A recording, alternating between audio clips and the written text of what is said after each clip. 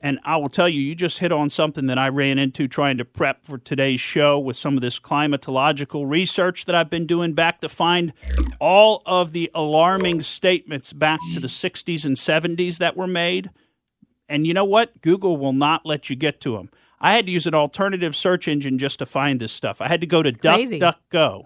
And DuckDuckGo is not slanted one way or the other. That's the one that I've been using lately, DuckDuckGo.com. But if you just search on Google, which I started out doing, you will never get to anything that would allow you to be even remotely critical of this environmental disaster talk that we've got just going wild.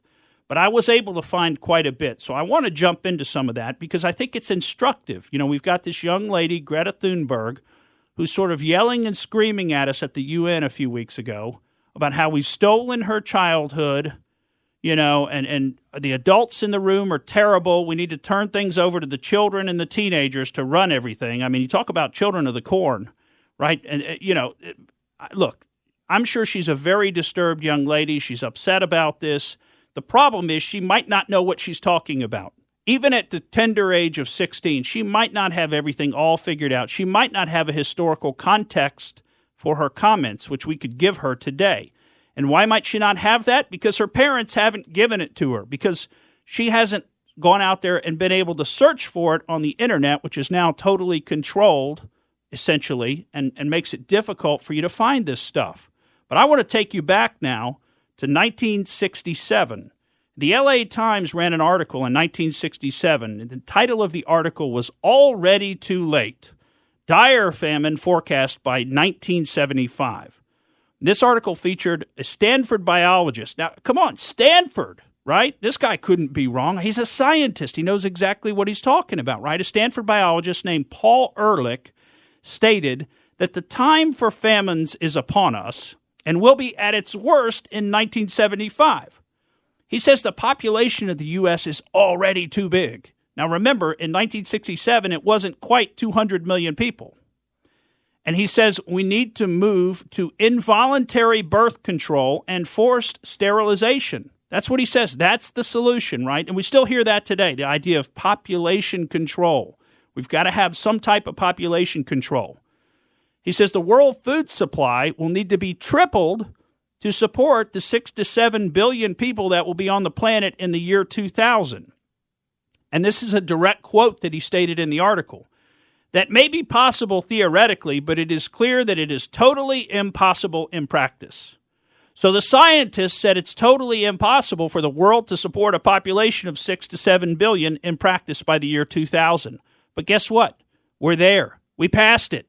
Everything's still going, right? You have food to eat. We have food to eat here. In fact, all over the world, people have more food to eat. More people have been brought out of poverty in the last 50 years through capitalism that, you know, we're really almost at the point of we could destroy poverty in our lifetimes if we just continue down the capitalist path. Now, if we stop and we switch to the communist, Marxist-Leninist, Green New Deal path, then I think we should expect some of these dire predictions of famines to come true, because we can't have animals, because we can't have them passing methane gas into the atmosphere. So we've got to get rid of all cows.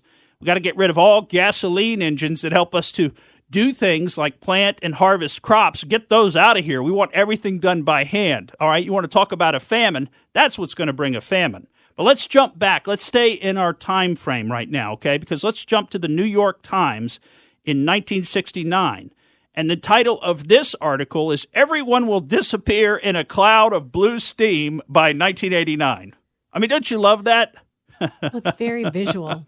A cloud of blue steam. The article says drastic action is needed to head off catastrophe fueled by runaway population growth, limited world food supply, and contamination of the planet by man.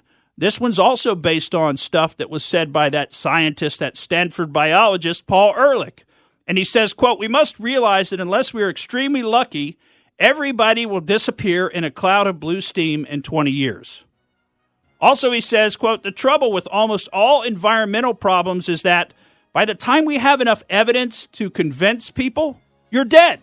Close quote. Sound familiar? I mean, isn't this the same kind of nonsense they're telling us today? I mean, they're threatening us with the same things. You don't understand. Scientists have looked at this. Scientists have said, if you don't do this, bad things are going to happen. And scientists are smarter than you, and they know. And so if you don't stop eating hamburgers and you don't stop driving your cars, you're killing us all. You're stealing our childhoods. You're destroying us. No, these predictions, and what you're going to see in the next segment, we get into more of these predictions have been going on for more than 50 years, and they haven't been right yet. They haven't been right yet. Okay? And what we're going to show you in the next segment is back 50 years ago, they were saying we're going to be entering an ice age. Not global warming, an ice age. Thank you for listening to the Morgan Streetman Show. We hope you enjoyed what you heard, and if you did, please click like and subscribe to help us out. And remember that we recommend that you exercise your brain at least once a week.